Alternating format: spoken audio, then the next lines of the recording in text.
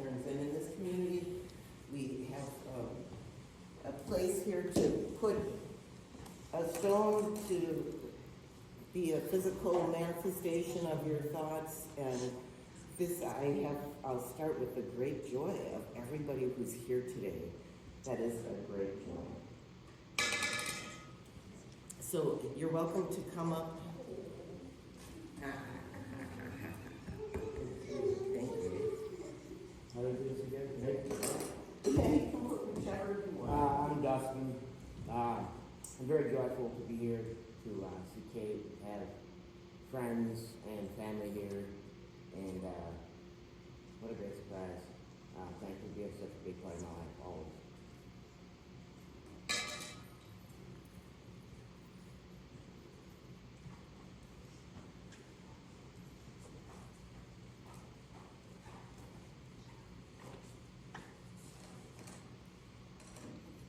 I'm going to take two.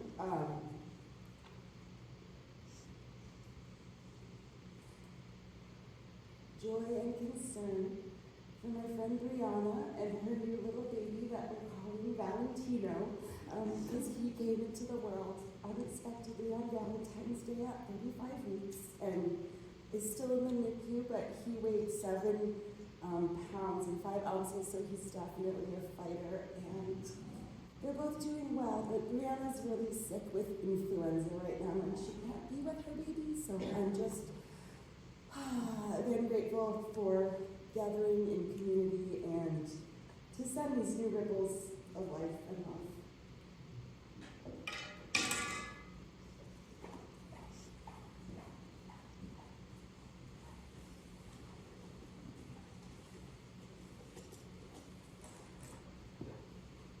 So there's two concerns for Sue, who slipped on the ice, and I think I'm remembering from Don. She's recovering from surgery, excuse me about that. And then Joe, who slipped on the ice and fractured his hip.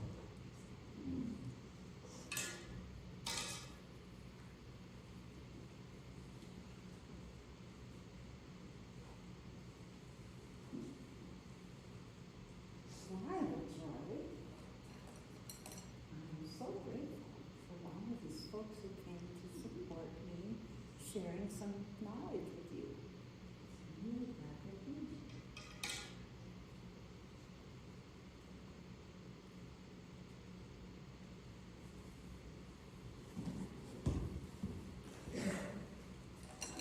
And our thoughts are getting really heavy these days, but sharing the load makes it lighter.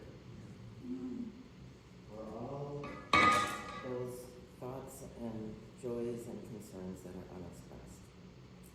So now we have the pleasure of learning from Kate. All right.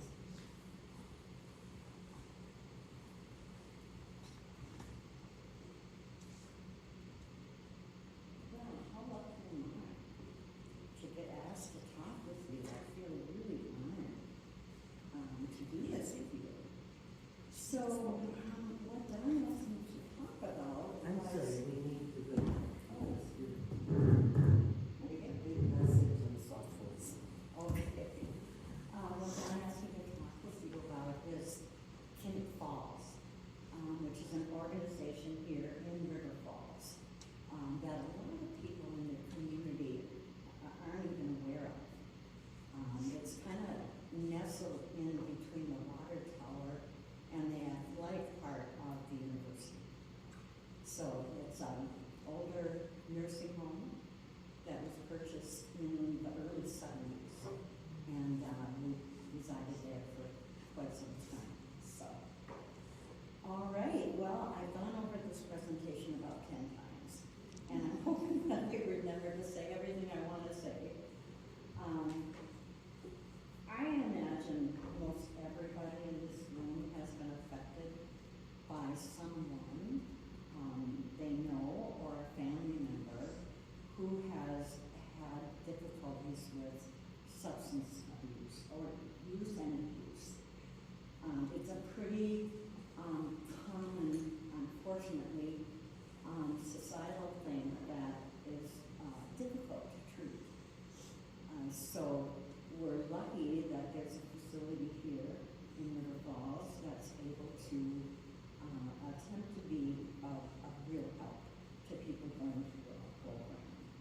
So we've been around, I say we, I'm retired from there, but it's such an important part of my life, I'm passionate about.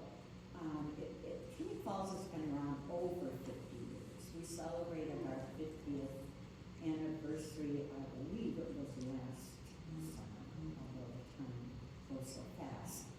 And it was actually started by a couple that had their own issues with substance abuse and decided that there was a need for education and support. So it started out pretty small. It eventually, or originally I should say, was at the university in one of the rooms there. And then eventually, as I said, we bought the building in the early 70s. The building has 52 beds in it. It's all male. And when we talk later a little bit about growth, we'll talk about women.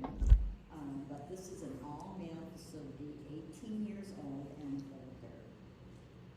And they come to us out of Minnesota. Wisconsin doesn't pay for the level of care that's offered at Kinnic Falls, and I'll explain that a little bit.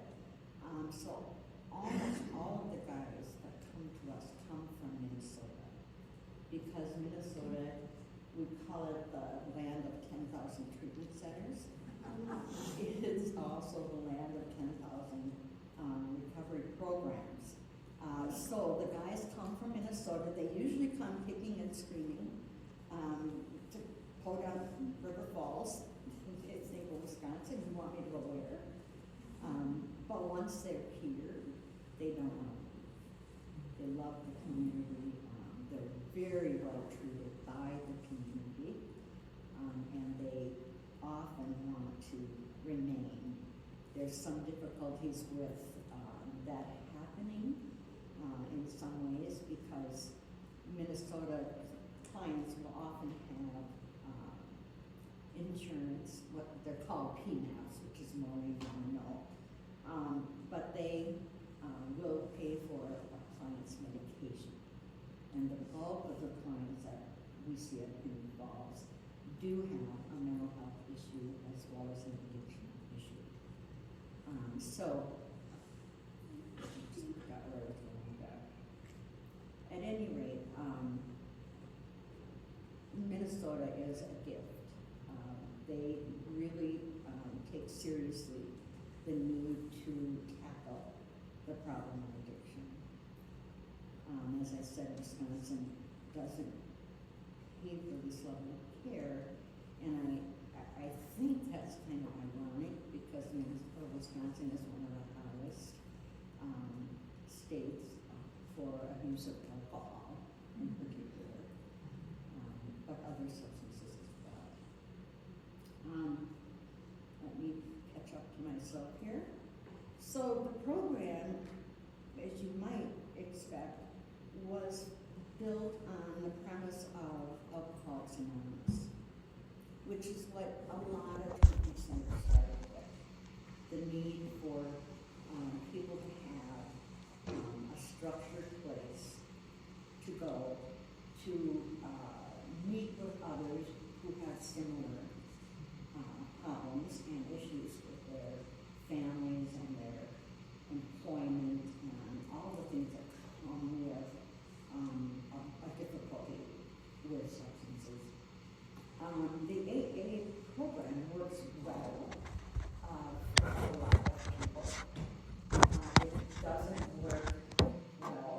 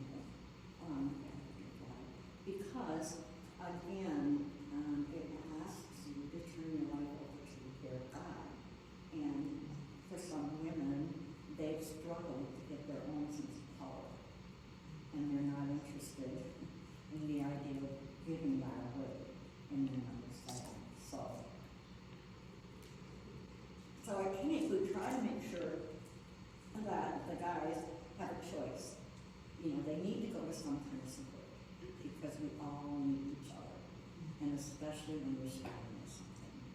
So we asked them if they wished to go to AA Basket Way or NA and Narcotics Anonymous, and there are other offshoots.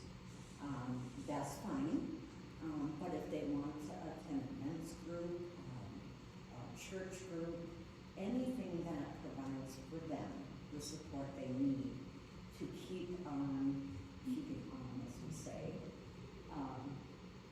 because it's hard. If you've ever thought yourselves about something you want to change in your life, that you really want to change, and it's really something that's gone on in your lives for a long time, and you really depend on it, either for your helping you through difficulties, or maybe it's you have a tendency to want to celebrate when you do well. So a lot of people are definitely prone, that's not quite what I want to say. There are lots of people who have the habitual use of substances. A lot of people start out using it as a coping mechanism. It's a social kind of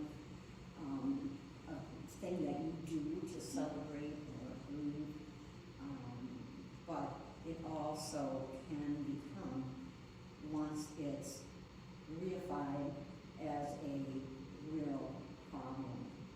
And of course, what we know in terms of looking at people with substance use issues, there's a continuum. There are people who you can use very, like I said, socially, with no events occurring because of it, and then it goes gradually to somebody who needs what we call outpatient, which is providing something for them that's probably 3 times a week, where they go, receive the education and the accountability, commitment to their sobriety or their abstinence. And then we also have, I'm just all over the place, I'm sorry. So anyway, there's a lot of people who do struggle with all of this and need some direction, something that breaks that habitual part of what happens for them. And that can be different for different people. I wanted to give you just a little bit of a background on the different types of treatments that's out there that people have access to. And if you score on the end of that continuum where you're actually in a full-blown addiction, you might need something called residential treatment. And that's where you go to a facility and you live there for 30, 45 days while you basically come off of that substance or substances. You get some attention for your medical health, so the detox process coming off of a substance is taken care of in a primary setting. And then they get that education, they get therapy, which is one-to-one kind of care, and then they have what's called group therapy. And that's a really effective modality for recovering, because that's an opportunity for others who share the same issue you have to teach each other ways that work for them, that makes it easier for them to change their lives. So the group aspect is pretty important, and it's been a consistent thing in the treatment world since it developed. So just a few statistics. I couldn't give you a ton of them because they're really pretty incredible. But we know that teens use is a huge problem. Trying to figure out how we can educate even preteens about the difficulties people have when they use substances, how it affects their development. And we know from research that it really interferes with normal adolescent development. So sometimes we talk in treatment about you might have to actually go back to your teenage years and relearn some things that you missed because that was interrupted. Underage drinking contributes to a range of acute consequences, and that can be chronic as well, consequences, and contributes to injuries, sexual assaults, particularly among teens, but certainly across the board with adults. And it can contribute actually to death. We kind of think that probably doesn't sound like it would be a direct effect, except particularly with alcohol, because we think it takes a long time for that to do some damage to us.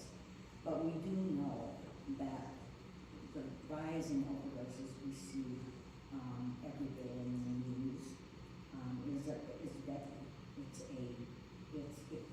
It's terrible how many people die from the use of substances, and it can be alcohol, but alcohol poisoning, but it typically is substances that are mixed together. Newer substances come on the scene all the time. We have a new, what is it called? It's a veterinarian drug that people use, and now of course I'm not telling you. I think it's Diet.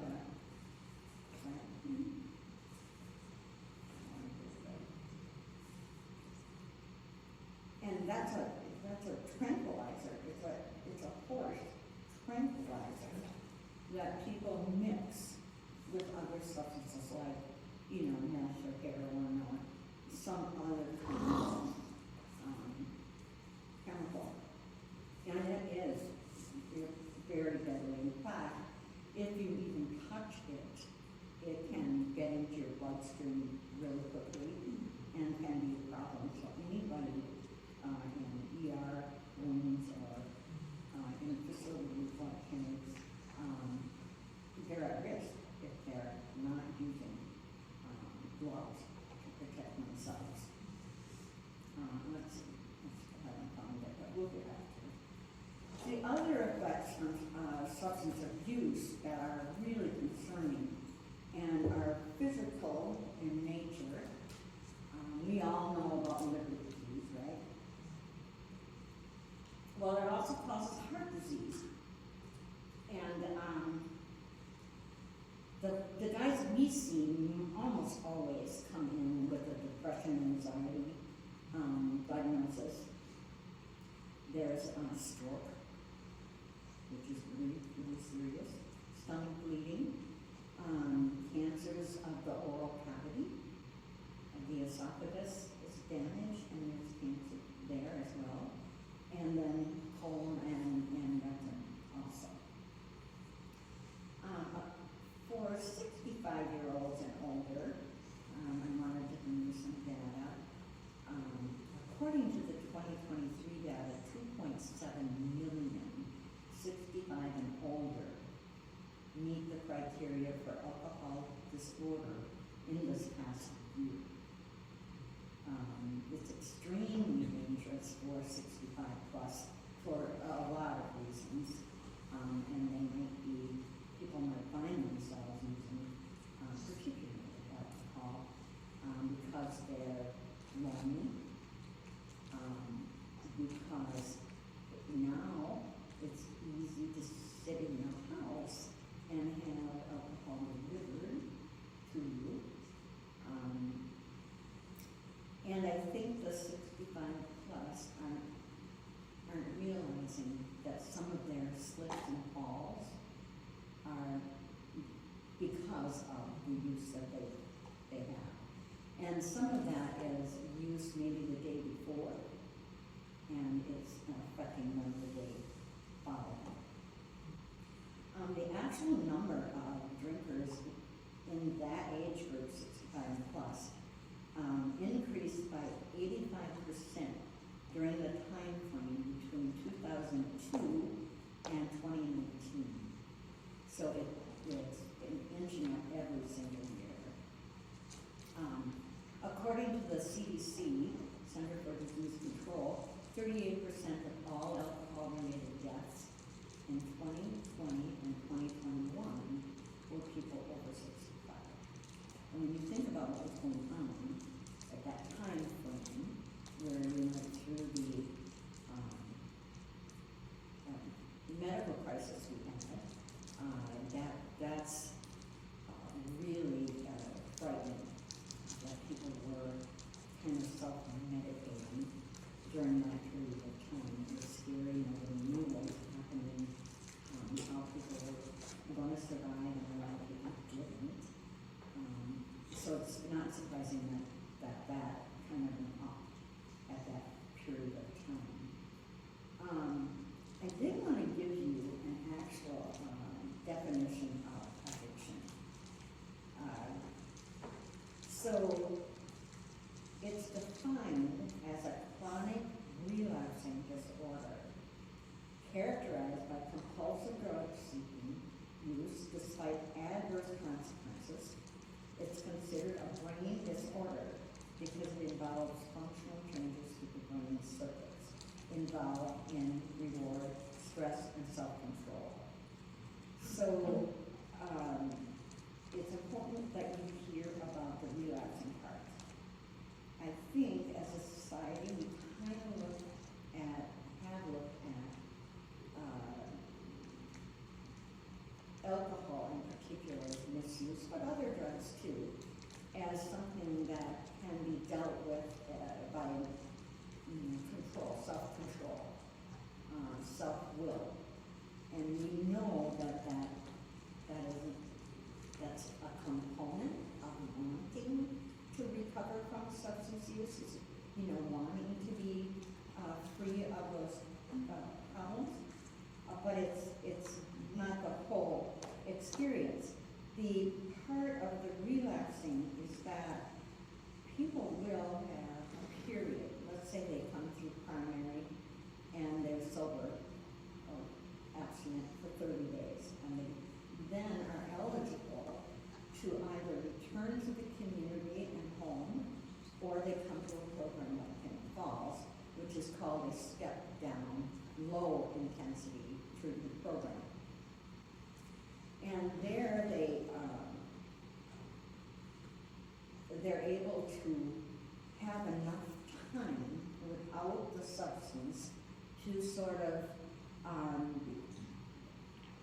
practice the new behaviors that they are working toward. Recovery is hard work. It is not something that you snap your fingers and it's better.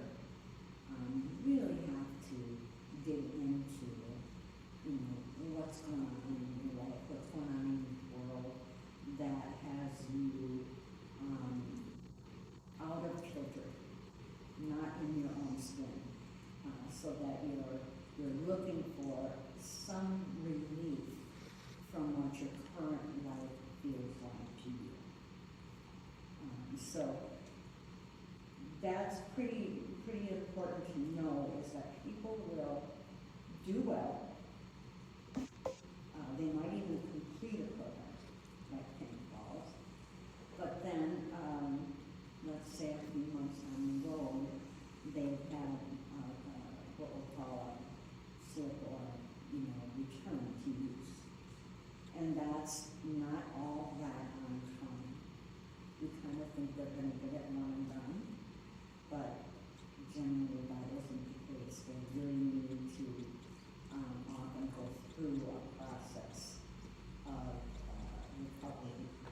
enough times that it really starts to feel like they can internalize it and they understand what they need to do to feel better. Now, Kinnic Falls, as I said, is a step-down program. So there they can come after primary and they stay for anywhere from 90 to 120 days. And that gives them that practice time, is what I call it.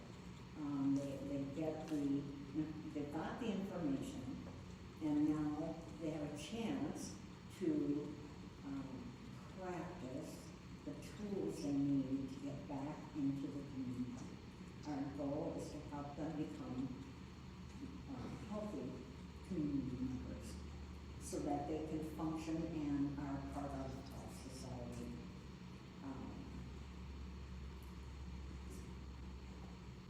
It's hard because they can be overwhelmed by everything they're being asked to do and change. If you've ever had to change something, you know what it is. It doesn't just happen. So sometimes it takes people 2-3 times to kind of get the concept of how to build their lives and build it in a way that's healthy. It isn't a magical thing. And some of the guys that we see at Kinnic, may have been through multiple treatments, so they're really struggling with, I don't know how to do this. I don't know what I'm supposed to do, how to get well. I don't know how to do it. And the counselors at Kinnic, that's their main job, to make sure that they're helping people through the process. Treatment isn't an event, it's an ongoing process. So Kinnic does have licensed counselors. Some of them are dual licensed from Minnesota and or Wisconsin, but they're all Wisconsin licensed. And they have different levels of education, from an associate's degree on to a master's degree. That is often really helpful in coming up with new treatment plans that are really effective for the guys. So there's also, Kinnic has non-clinical staff as well, and administrative staff. Because our guys come all out from Minnesota, we provide transportation to the cities for doctors, dental, mental health, whatever they might need. We take them back and forth to those appointments. They like to come to Kinnic. The other programs like that come to Kinnic because it takes them out of the Twin Cities. It takes them away from the area where they might have some friends or they store their drugs. We want to interrupt that by taking them away from that environment. And they also like Kinnic.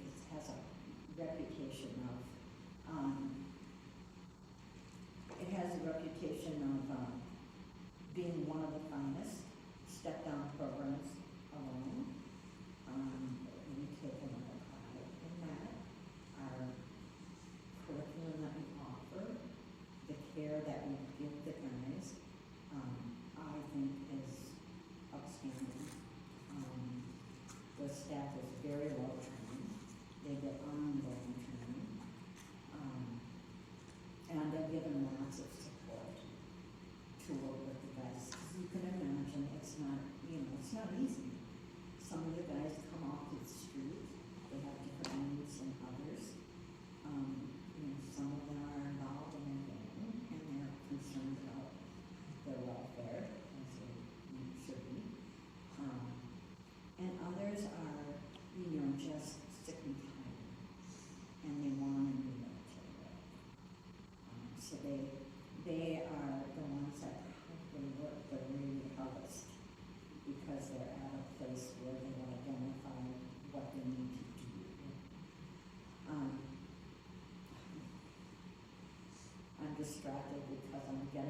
say that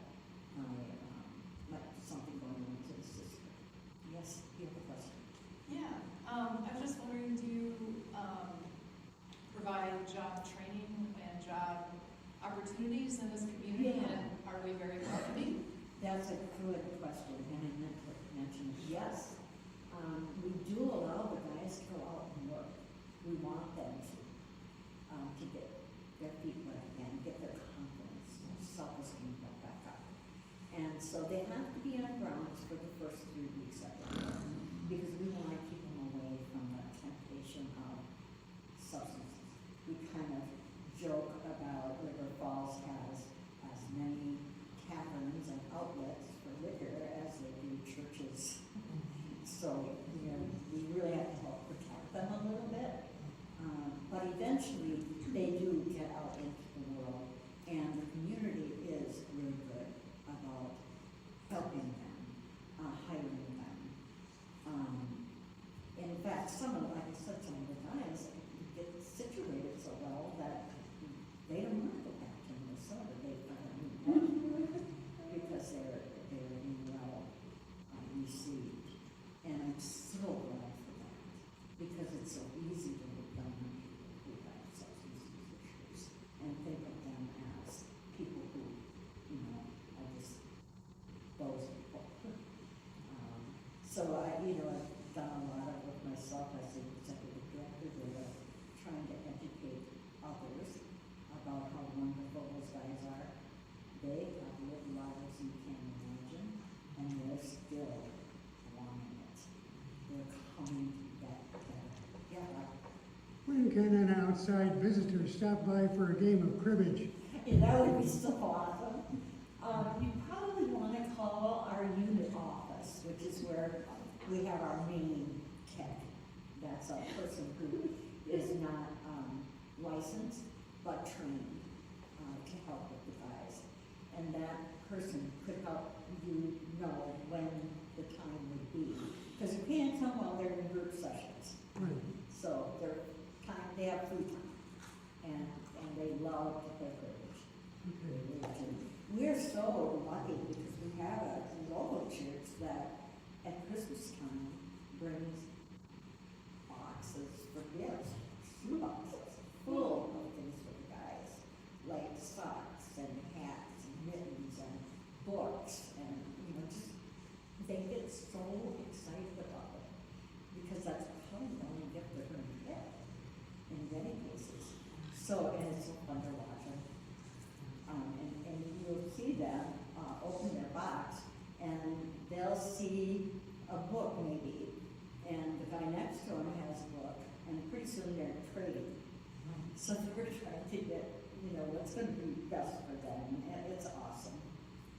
Other questions? I don't know. I have another 5, I guess. Nothing? No. So you were director of this whole thing for Yes. years? For a long time. My road to get there is a whole nother talk. I kind of started as an older adult Yeah. to get into the field. But I knew from the time I was very young that I wanted to be a helper. Somehow I wanted to help people. And it probably comes from my background of being that foster kid who really wasn't taken care of, and wanted to make sure that if I did nothing else in my lifetime, I was going to make it better for other people. I hope I haven't done harm. But sometimes you have to be tough with the guys, because they're slick. They know a lot. But they also know that I know. So, and so do the counselors. They all kind of are, they know the street stuff that they need to know. And the guys will educate you real quick. What treatment modalities are offered to them? At Kinnic, you mean? Are there in-house, and then do you also contract out, for example, chiropractic care, acupuncture? No. There is now in place, yoga practice for the guys. And there's been talk about acupuncture. I did work for a program for a long time where they did utilize that, and it was very helpful to some of the guys. Some of them are like, we're not doing any of those. They'll stick a needle in their arm, but you can't put a stick in their ear. Same thing with medication. Say, oh man, I don't want to take any medications for my mental health. Wait, seems to me like you're kind of taking something that's not good for you. How about we switch them out and give them what works? Can I mention something that you didn't mention, Kate? Yes. One thing that Kinnic Falls does, and it's very, you just don't see it a lot, is they hire from within. Me personally, I went through Kinnic Falls 10 years ago, 11 years ago, and I worked a really hard program, and they had a position become available, and I ended up working there. And had it not been for Kate hiring me 11 years ago, I probably wouldn't still be in River Falls. It would probably just be a figment of my imagination. And it's just one of those things that, for advocates in recovery, to have somebody believe in you, to hire you to work for that program, that just basically saved your life. There's something that words can't put into it. She's hired a lot of people that are still here in River Falls that might not even work for Kinnic Falls anymore, but it was a great stepping stone. We're not licensed, we're not licensed counselors or anything like that, but they provide the training for us. So I just want to mention that because you hiring from within, I know personally I wouldn't still be here. This guy probably wouldn't still be, there's certain things that just, it's like a godsend almost.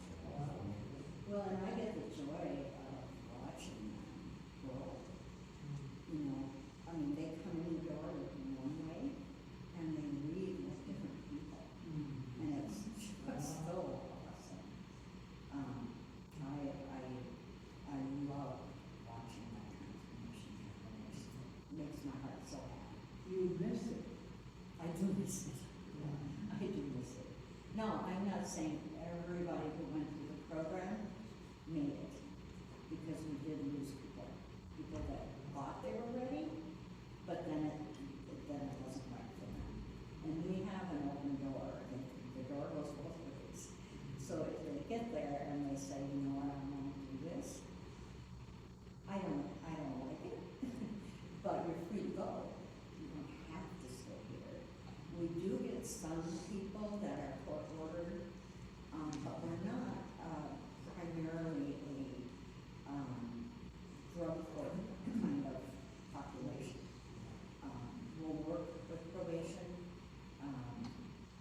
We do have a few MOAs with counties, memorandum of understandings, I should say, with Pierce and St. Clair County, to be able to bring a few people from Wisconsin in to the facility. But we have to make sure that we're getting both their treatment paid for, and their new board paid for. Now, we're a nonprofit, 501(c), and we do have to raise money to keep everything moving and going and growing. I mentioned early on that, we don't have women in the facility, and that's been my dream. And I didn't make it happen before I retired, is getting some treatment here in River Falls for women. It's very hard to find the right facility to do that in, and often women have children, and trying to find out how to make sure those children are well taken care of, and understanding that their children have varying ages, and trying to put them all together at once can be a harmless situation. Okay. You didn't mention anything about age. You talked about older people having Yes. addiction issues or substance abuse issues. What do you serve? I'm sorry? What do you serve at Kinnic? 18 and older. Up to? And so, we've had people up to their seventies that have, you know, their lives have just kind of crashed and burned, and they're desperate for a So different some way. teens as well as very Well, they young. have to be 18. Okay. There are some treatment programs that are specifically for adolescents, and once they reach 18 and they've done their primary treatment, they can come to us. The average person cannot walk up the street and come into Kinnic Falls.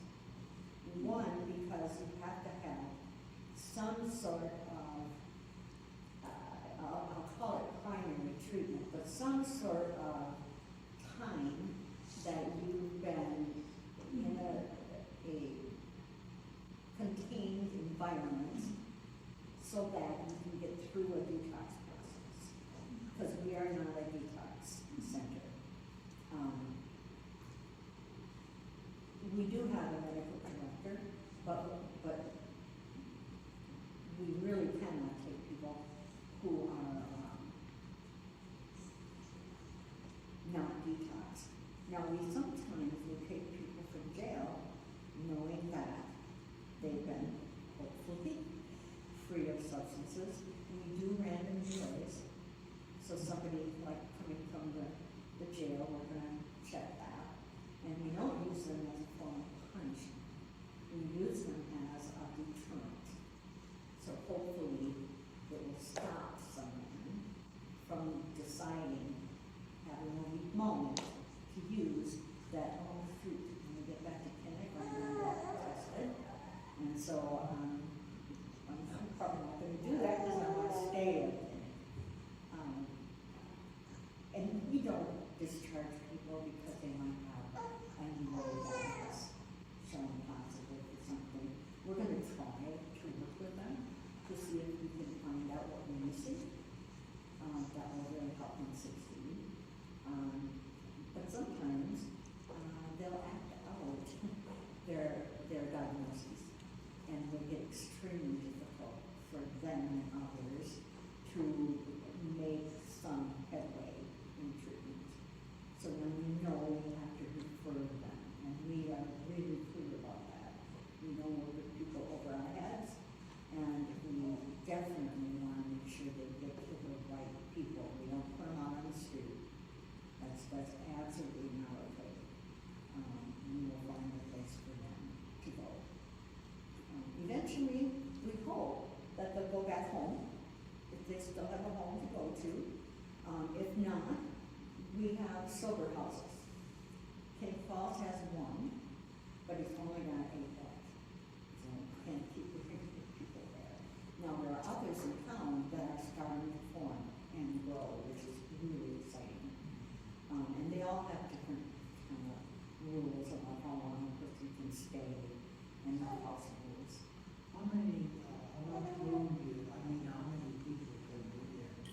There can be anywhere, I'd say the lowest amount at Kinnic at one time is mid-30s, but it needs to go up to a full house at 52.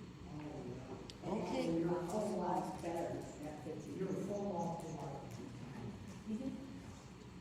Well, let's thank Kate for this very